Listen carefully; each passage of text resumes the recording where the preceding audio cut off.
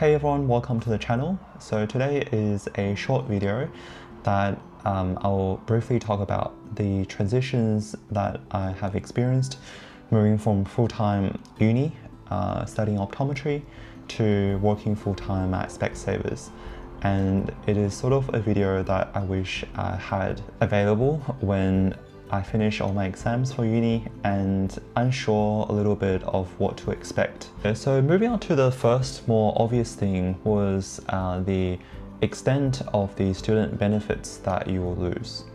So the most obvious one is perhaps losing your Microsoft Office, such as the OneDrive and also apps like Words and PowerPoints. But luckily these things are quite easily replaced by Google Docs and Google Drive. And because you don't need to do any of the assignments anymore, there's no real need of getting the Microsoft Office.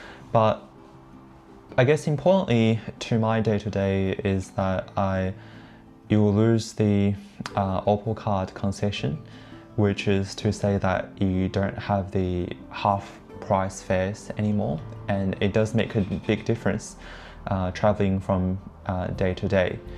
And back then I sort of didn't really understand why people were driving when they are living quite conveniently close to a train station, but now I sort of know why, knowing how expensive OPAL card can add up to.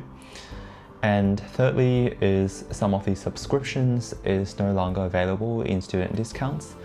But with that being said, the Spotify Premium offers some audiobooks as well, whereas before I have to use the Audible too, whilst on the student discount.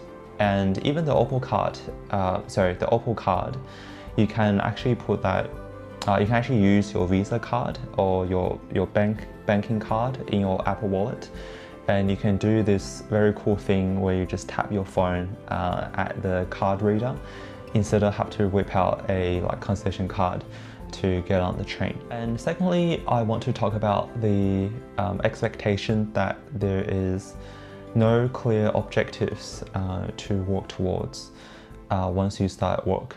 So what I mean by that is during uni, so every term, there is very clear goals or tasks you have to complete in order to pass that course.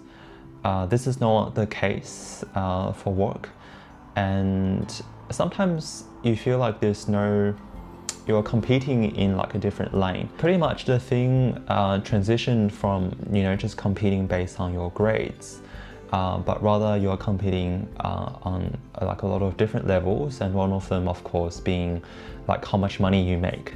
But luckily in Specsavers or optometry, at least at the start, people sort of earn relatively similar amounts of money, but still having no tasks or goals to work towards can feel a little bit strange. The method I have personally adopt was the framework where you have these quarterly quests every quarter. So you're coming up with some of the important life goals and work goals that you work towards in the next 90 days, as opposed to a New Year's resolution, and to use that as the basis to sort of what directions or what goals that you want to have.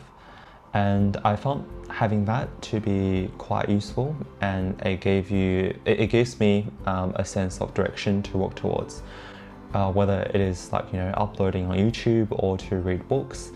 And at the start of the year I purchased a few books, so you can see I haven't gotten too far into it for this particular book, but I've definitely been reading more and going to the gym more.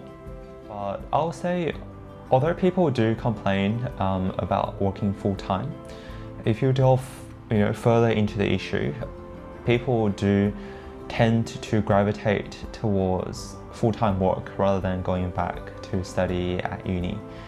And it is true that work offers you a lot of freedom outside of the working hours, particularly in the field like optometry.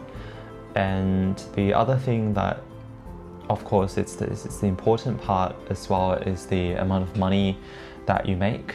You're no longer being, constrained of just working 1 day a week. Now you're earning like a full-time salary, although you have to pay tax, but it's still a lot more than what you were making before. So yeah, hope this video is helpful, and let me know if there's any suggestions or comment by leaving it down below. Thanks.